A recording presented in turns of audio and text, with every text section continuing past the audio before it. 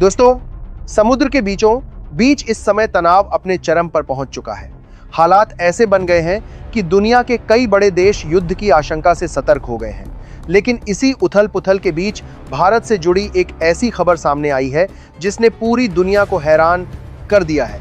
Iran के राजदूत ने एक बड़ा बयान देते हुए कहा है कि भारत के लोग हमारे अपने हैं और भारत की सरकार ने हमेशा मुश्किल समय में हमारी मदद की है। उनका कहना था कि हमारे हित और हमारा भरोसा एक दूसरे से जुड़े हुए हैं। अब सवाल यह उठता है कि जब दुनिया के कई देश इस संकट से दूरी बना रहे हैं, तब ईरान भारत की तरफ इतनी उम्मीद से क्यों देख रहा है? आखिर इस पूरे तनाव के बीच भारत की भूमिका अचानक इतनी महत्वपूर्ण क्यों बन गई है? दरअसल पिछले कुछ दिनों से भारत और ईरान के बीच कूटनीतिक गतिविधियां काफी तेज हो गई हैं। दोनों देशों के बीच लगातार बातचीत हो रही है और संपर्क पहले से कहीं ज्यादा बढ़ गया है। जानकारी के मुताबिक पिछले कुछ ही घंटों में भारत के विदेश मंत्री एस जयशंकर ने ईरान के विदेश मंत्री से कई बार फोन पर बातचीत की है। इतना ही नहीं, प्रधानमंत्री नरेंद्र मोदी ने भी सीधे ईरान के राष्ट्रपति से चर्चा की है। यह सारी बातचीत ऐसे समय में हो रही है जब पूरी दुनिया की नजर स्ट्रेट ऑफ हॉर्मुज पर टिकी हुई है। यही वह समुद्री रास्ता है जिससे होकर दुनिया के बड़े हिस्से का तेल और गैस सप्लाई गुजरता है। अगर इस रास्ते पर जरा सा भी खतरा पैदा हो जाए तो उसका असर पूरी दुनिया की अर्थव्यवस्था पर पड़ सकता है। इसी बीच ईरान के एम्बेसडर का बयान सामने आया जिसने इस पूरे घटनाक्रम को और ज्यादा दिलचस्प बना दिया।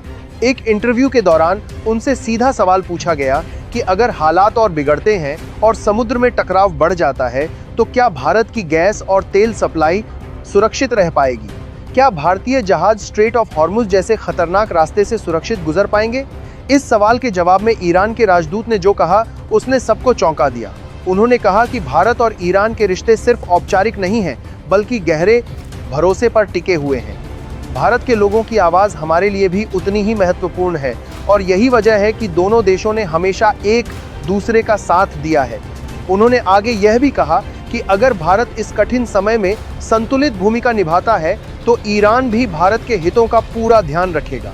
उनका कहना था कि भारत और ईरान के रिश्ते दशकों पुराने भरोसे से बने हैं और यही भरोसा आज इस संकट के समय सबसे बड़ी ताकत बनकर सामने आ रहा है। यह बयान सिर्फ एक औपचारिक कूटनीतिक लाइन नहीं था, बल्कि इसके पीछे एक बड़ा संदेश छिपा हुआ था। दुनिया के कई बड़े देश जहां इस पूरे क्षेत्र में अपने जहाज भेजने से भी डर रहे हैं, वहीं भारत के लिए रास्ते खुले रखने की बात सीधे तौर पर कही जा रही है।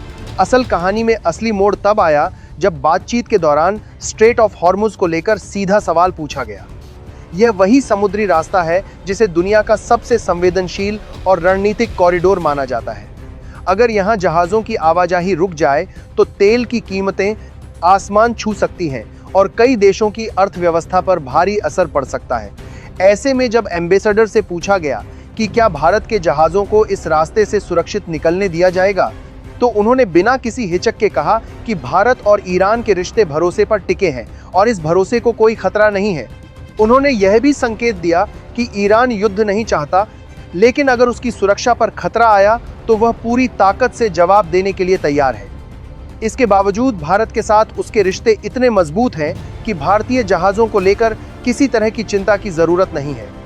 इस बयान के बाद कूटनीतिक हलकों में हलचल तेज हो गई, क्योंकि इसका मतलब साफ था कि इस पूरे संकट के बीच भारत को एक खास जगह दी जा रही है।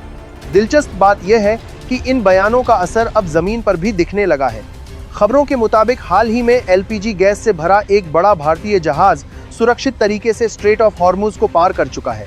इसके बाद एक और जहाज भी उसी रास्ते से निकल आया है।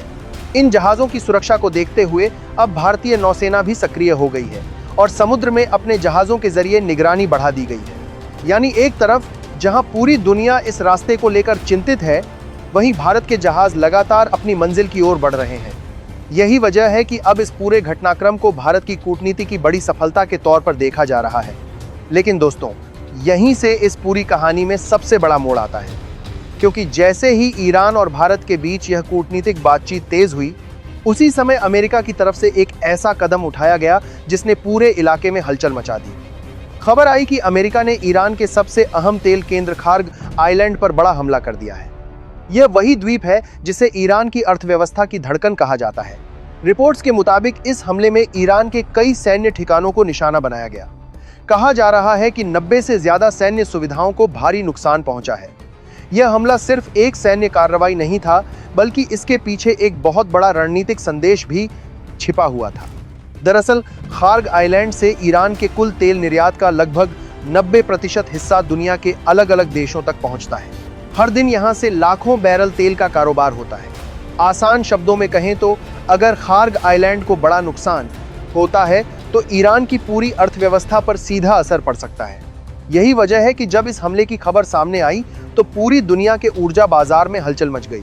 कई एक्सपर्ट्स का मानना है कि अमेरिका का यह कदम सिर्फ सैन्य कार्रवाई नहीं, बल्कि एक बड़ी रणनीति का हिस्सा है।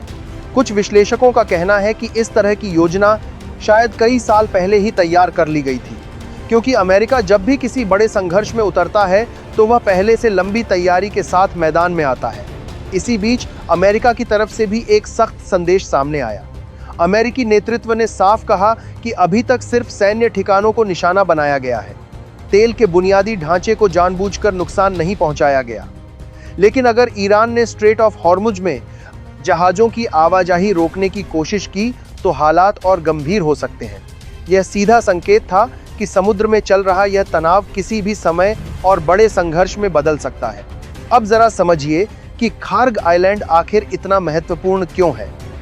फारस की खाड़ी के शांत पानी के बीच स्थित यह छोटा सा द्वीप आकार में भले छोटा हो, लेकिन इसकी रणनीतिक अहमियत बहुत बड़ी है। ईरान के कुल तेल निर्यात का लगभग पूरा ढांचा इसी जगह से जुड़ा हुआ है। यहाँ बड़े बड़े तेल टर्मिनल बने हुए हैं और गहरे समुद्र की वजह से विशाल सुपर टैंकर यहाँ आसानी से लंगर डाल सकते हैं। यही कारण है कि अगर इस द्वीप पर कोई बड़ा संकट आता है तो उसका असर सिर्फ ईरान पर नहीं, बल्कि पूरी दुनिया की अर्थव्यवस्था पर पड़ सकता है। लेकिन इस पूरे घटनाक्रम का असर भारत पर भी पड़ने लगा है, क्योंकि भारत अपनी ऊर्जा ज़रूरतों का एक बड़ा हिस्सा विदेशों से मंगाता है। खासकर एलपीजी गैस की बात करें तो भारत की ज़रूरत का लगभग 60% हिस्सा बाहर से आता है, और इसमें से भी करीब 90% गैस उसी स्ट्रेट ऑफ हॉर्मुज के रास्ते से गुजरती है, जो इस समय दुनिया का सबसे संवेदनशील समुद्री कॉरिडोर बन चुका है। यही वजह है कि भारत सरकार ने पहले से ही तैयारी शुरू कर दी है। रिपोर्ट्स के मुताबिक सरकार ने रिफाइनरियों को निर्देश दिया है कि घरेलू एलपीजी उत्पादन को जितना हो सके बढ़ाया जाए। इसी के तहत उत्पादन में करीब 25% तक की बढ़ोतरी की गई है। इसके अलावा गैर घरेलू गैस सप्लाई के लिए प्राथमिकता प्रणाली लागू की जा रही है, ताकि अस्पतालों और जरूरी संस्थानों को पहले गैस मिल सके। हालांकि इस तनाव के बीच एक राहत भरी खबर भी सामने आई है। ट्रैकिंग वेबसाइट्स के अनुसार भारत का एक बड़ा एलपीजी टैंकर जो कतर से रवाना हुआ था, वह सफलतापूर्वक स्ट्रेट ऑफ हॉर्मुज पार करके आगे बढ़ चुका है। इसका मतलब यह है कि अभी रास्ता पूरी तरह बंद नहीं हुआ है, लेकिन यह भी सच है कि इस रास्ते से गुजरने वाला हर जहाज इस समय बड़े जोखिम के साथ आगे बढ़ रहा है।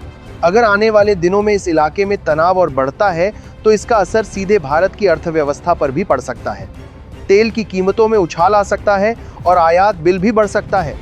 इसी खतरे को देखते हुए भारत ने रूस से कच्चे तेल का आयात भी बढ़ा दिया है, ताकि किसी भी आपात स्थिति में ऊर्जा की सप्लाई प्रभावित न हो।